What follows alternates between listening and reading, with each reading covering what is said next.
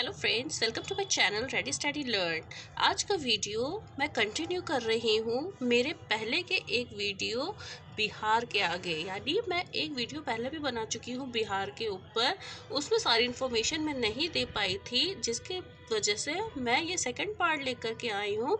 और इसमें बहुत इम्पॉर्टेंट नॉलेज है आप लोगों के लिए और आप इससे बहुत अच्छे फैक्ट्स जान सकते हैं, जो कि आपके कॉम्पिटिटिव लेवल एग्ज़ाम्स में भी हेल्प करेगा और आपकी पर्सनल नॉलेज को भी बढ़ाएगा। तो चलिए स्टार्ट करते हैं। फैक्ट्स अबाउट बिहार, यानी बिहार के बारे में कुछ ऐसे फैक्ट्स जो आपको नहीं पता हैं। अगर पता है तो आपका रिवीजन हो जाएगा।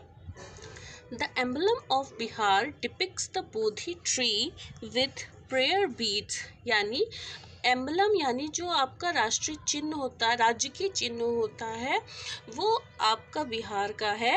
एक बोधि ट्री बना है जिसके डाली पर प्रेयर बीड्स यानी जो हमारी माला होती है, जैसे रुद्राक्ष की माला होती है, तुलसी की माला होती है, वैसे ही प्रेयर बीड्स यानी कि जो माला होती है वो लटकी हुई है। फ्लैंक्ड बाय 2 स्वास्तिकाज, यानी फ्लैंक्ड मतलब साइड में 2 स्वास्तिक बने हुए हैं। यानी अगर हम इसको ड्रॉ करें तो बीच में क्या है, हमारा ट्री बना हुआ है और इसकी 2 डाल पे मालाएं लटकी हुई हैं, प्रेयर बीड्स, और साइड में स्वास्तिक बने हुए हैं दोनों तरफ। ओके फ्रेंड्स, आई होप आपको ये समझ में आ गया होगा। आगे देखिए, the base of the tree is a brick, यानी अगर इसके बेस की बात की जाए तो वो एक ब्रिक है, यानी एक ईंट है, ईंट की शेप है, with the Urdu term for Bihar inscript on it, और यहाँ पर उर्दू में लिखा हुआ है बिहार। तो कहने का मतलब ये है कि जो एम्बलम है यानी राज्य की चिन्ह है बिहार का, उसमें एक बोधि ट्री है और उसकी डाल पर 2 प्रेयर बीड्स हैं, यानी कि माला है, जिसे जप माला भी कह सकते हैं, और साइड में 2 स्वास्तिक के निशान है। बेस पे ब्रिक है यानी एक ईंट है और जिसके सेंटर पे उर्दू में लिखा हुआ है बिहार। ठीक है फ्रेंड्स, नेक्स्ट देखिए, official language is Hindi and second official language is Urdu, यानी वहाँ पर वैसे तो कई लैंग्वेजेस चलती हैं, लेकिन जो ऑफिशियल लैंग्वेज वहाँ की है वो हिंदी है और दूसरी उर्दू है। लेकिन इसमें भी कुछ एक्सेप्शन है, क्योंकि ये सिर्फ 15 डिस्ट्रिक्ट्स में चलती है और बाकी जगहों पर आपकी मगधी, मैथिली, भोजपुरी और अदर लोकल लैंग्वेजेस चलती हैं। ठीक है फ्रेंड्स, आगे देखिए, पेंटिंग्स यानी वहाँ की फेमस पेंटिंग कौन सी है। Mithila painting also called Madhubani art, यानी वहाँ की एक पेंटिंग फेमस है मिथिला पेंटिंग, जिसका दूसरा नाम है मधुबनी आर्ट, वो बहुत ही फेमस है वहाँ पर।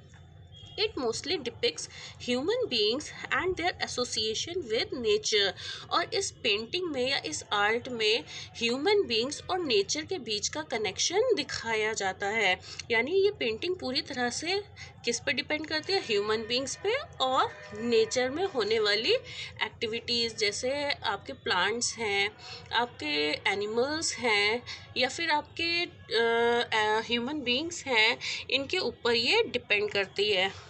आगे देखिए, paintings was usually done on the walls during festivals, religious events, births, marriages etcetera. और ये पेंटिंग्स वैसे तो अब पक्के घर बन गए हैं सबके घरों में, लेकिन फिर भी जब पहले के ज़माने में कच्चे घर हुआ करते थे तो कच्चे घरों को प्लास्टर करके उनके ऊपर ये पेंटिंग्स बनाई जाती थी। वैसे तो ये पेंटिंग्स आपने देखा होगा नेट पे या बुक्स में या अदर सोर्सेज में, ये पिसे चावल में रंग घोलकर बनाई जाती हैं, यानी चावल को पीसा जाता है, उसमें रंग भी कौन सा, जो नेचुरल कलर्स होते हैं, जैसे फूलों को पीस के, पत्तियों को पीस के, या कोई अदर वेज, उन नेचुरल कलर्स से ये पेंटिंग्स बनाई जाती हैं। और कब बनाई जाती हैं, जब कोई फेस्टिवल होता है या कोई रिलीजियस इवेंट्स होता है या किसी का बर्थ होता है या कुछ शादी होती है, उनमें ये बनाए जाते हैं। ठीक है फ्रेंड्स, आगे देखिए, Valmiki national park and Vikramshila dolphin sanctuary. Valmiki national park को टाइगर रिजर्व भी वहाँ का कहा जाता है, और विक्रमशिला डॉल्फिन सेंचुरी जो है वो जो गंगा की डॉल्फिन्स होती हैं उनको बचाने के लिए यहाँ पर काम होता है। आगे देखिए, लोकनायक जयप्रकाश एयरपोर्ट इन पटना, गया एयरपोर्ट इन गया एंड दरभंगा एयरपोर्ट इन दरभंगा, यानी ये 3 एयरपोर्ट्स वहाँ के फेमस है। कौन से? लोकनायक जयप्रकाश एयरपोर्ट जो कि पटना में है, गया एयरपोर्ट जो कि गया में है, और जो ये गया एयरपोर्ट है ये एकमात्र इंटरनेशनल एयरपोर्ट है, यानी कि यहाँ से फ़्लाइट्स जो हैं फॉरेन कंट्रीज़ में भी जाती हैं। और तीसरा है दरभंगा एयरपोर्ट जो कि दरभंगा में है। आगे देखिए, वर्ल्ड्स लार्जेस्ट फंक्शनिंग लाइब्रेरी, यानी कि विश्व की सबसे बड़ी फंक्शनिंग मतलब जो कार्यरत है, जो चल रही है, लाइब्रेरी कहाँ है? बिहार में है, जिसका नाम है खुदा बख्श ओरिएंटल लाइब्रेरी। आगे देखिए, डिस्ट्रिक्ट्स, यानी जो बिहार है उसमें डिस्ट्रिक्ट्स कितने हैं हमारे? 38। आई होप आपको मेरा ये वीडियो समझ में आ रहा होगा, मैं कोशिश तो पूरी कर रही हूँ। आगे देखिए, मेजर रिवर्स, यानी वहाँ की प्रमुख नदियाँ कौन सी हैं? गंगा, गंडक, कोसी और सोन नदी। नेक्स्ट, स्टेट एनिमल, वहाँ का स्टेट एनिमल क्या है? ऑक्स, जिसे हिंदी में हम कहेंगे बैल। स्टेट बर्ड स्पैरो, स्पैरो को कहेंगे गौरैया। स्टेट फ्लावर, यानी राज्य की पुष्प, मैरीगोल्ड, मैरीगोल्ड को हिंदी में कहते हैं गेंदा। नेक्स्ट देखिए, वर्ल्ड्स हेरिटेज साइट्स, यानी कि वहाँ कुछ ऐसी साइट्स हैं जिनको हेरिटेज साइट्स यानी कि धरोहर के रूप में घोषित किया गया है, और वो है हमारी महाबोधि टेम्पल कॉम्प्लेक्स। कहाँ है? बोध गया में। नालंदा यूनिवर्सिटी रूइंस, रूइंस मतलब होते हैं अवशेष, यानी कि वहाँ आप जानते हैं कि नालंदा यूनिवर्सिटी विश्व की सबसे बड़ी यूनिवर्सिटी थी, जहाँ पर देश विदेश से लोग पढ़ने आते थे, और वहाँ के जो आचार्य और गुरु थे उनका कोई सानी नहीं था, यानी इतने इंटेलिजेंट थे कि उनके आगे कोई टेक नहीं सकता था। तो नालंदा यूनिवर्सिटी रूइंस कहाँ है? नालंदा डिस्ट्रिक्ट में। Next, ruins of ancient Vaishali, यानी कि एंशियंट वैशाली यानी पुरानी जो वैशाली नगरी थी उनके रूइंस हैं कहाँ? Kolhua. Remains of Vikramshila ancient university, Antichak. ठीक है फ्रेंड्स। नेक्स्ट देखिए, आपका है स्टेट ट्री, स्टेट ट्री है कहाँ? पीपल, यानी कि वहाँ का राजकीय वृक्ष है पीपल। और बिहार दिवस यानी बिहार डे या बिहार दिवस मनाया जाता है 22 मार्च 1912 को।